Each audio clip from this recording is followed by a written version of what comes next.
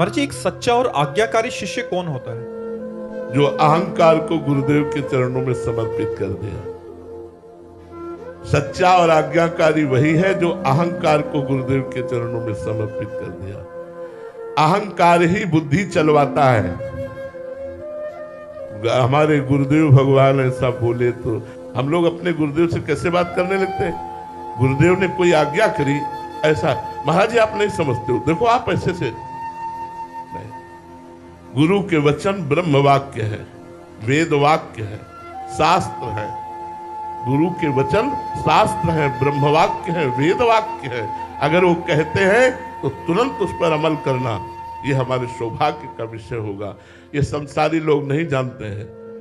जब संत आज्ञा करते हैं तो विशेष कृपा करके आज्ञा करते हैं, ऐसे नहीं करते। हम उनकी बात नहीं करते जो दंभ करते हैं, पाखंड करते हैं, जो नाना प्रकार के वेश धर कर इस वेश को बदनाम करते हैं। हम उनकी बातें नहीं करते, हम संत की बात कर रहे हैं। संत जब कृपा करते हैं तो कोई आदेश करते हैं, संत जब कृपा करते हैं तो कोई उपदेश करते हैं। उस समय अपने मन को एकाग्र करके, अहंकार का त्याग करके उनकी बात मान लेनी चाहिए। जो गुरुदेव की आज्ञा पर चलता है, गुरुदेव के इशारे को समझता है, उसे भगवत प्राप्ति कोई दूर है क्या? वो तो भगवत प्राप्त ही है, क्योंकि अपने साक्षात परब्रह्म परमात्मा स्वरूप गुरुदेव को सामने देखता है और उनकी आज्ञा का पालन करता है। जो शिष्य गुरुदेव की आज्ञा में बुद्धि लगाए महाराज जी, उसका क्या? उसमें पतन होने की संभावना है। गुरुदेव की आज्ञा में बुद्धि लगाने से पतन होने की संभावना है, क्योंकि वो बात समझ में नहीं आएगी। हमारी बुद्धि प्राकृतिक है, मानुषिक है। गुरुदेव किस धरा की आज्ञा दे रहे हैं, और हमें अगर अपनी बुद्धि का भरोसा होता तो अब तक कल्याण हो जाता ना। तो दो ही चीजें तो हमें फंसाए हुए हैं, मन और बुद्धि। तो भगवान जगत गुरु श्री कृष्ण चंद्र जी कह रहे हैं, मय्येव मन आधत स्व मयि बुद्धि निवेशय निवश्यसि मय्येव अत ऊर्ध्वं संशया। हे अर्जुन, यदि तुम अपना मन और बुद्धि हमको दे दो, मेरे में लगा दो, तो तुम मेरे में निवास करोगे, इसमें कोई संशय नहीं है। तो हम गुरुदेव को अपना मन और बुद्धि प्रदान करते हैं।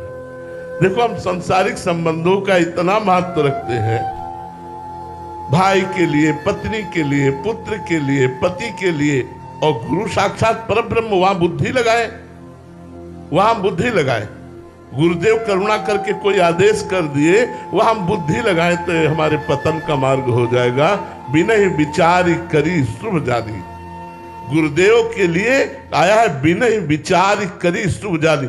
विचार करने का अवसर नहीं गुरु आज्ञा पर, लेकिन संसार में बिना विचारे जे करे ते पाछे पछताए, काम बिगाड़ो आपनो जग में होता हसाए। लेकिन गुरुदेव के लिए, गुरुजनों के लिए, माता पिता प्रभु गुरु कह वाणी, बिना ही विचार करी शुभ जानी। तो गुरुदेव की आज्ञा होते ही उस पर विचार किए बिना तत्पर हो जाना चाहिए।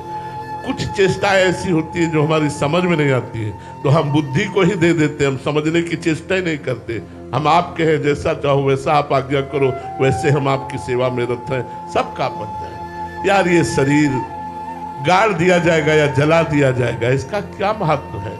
ये मन अगर सही मार्ग में नहीं चला तो भूत प्रेत दुर्गति को प्राप्त होगा। ये तन मन की कोई ताकत नहीं है कि भगवत प्राप्ति कर दे। ये गुरुदेव की कृपा से अगर तन मन समर्पित हो गए तो भगवत प्राप्ति हो जाएगी। बड़ा सस्ता सौदा है। तन मन तो हमने संसार को करोड़ों बार दिए और आज तक हमारा कल्याण नहीं हुआ।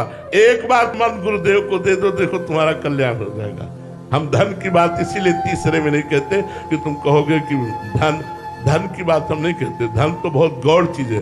तन और मन उनकी आज्ञा हुई वैसे चलो।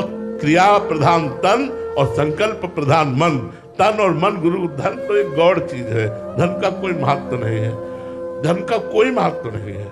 ये सब कूड़ा करकट है। तुम्हारी समझ में बहुत महत्व होगा, गुरु कृपा से हमारी समझ में इसमें और रद्दी कागज में कोई अंतर नहीं।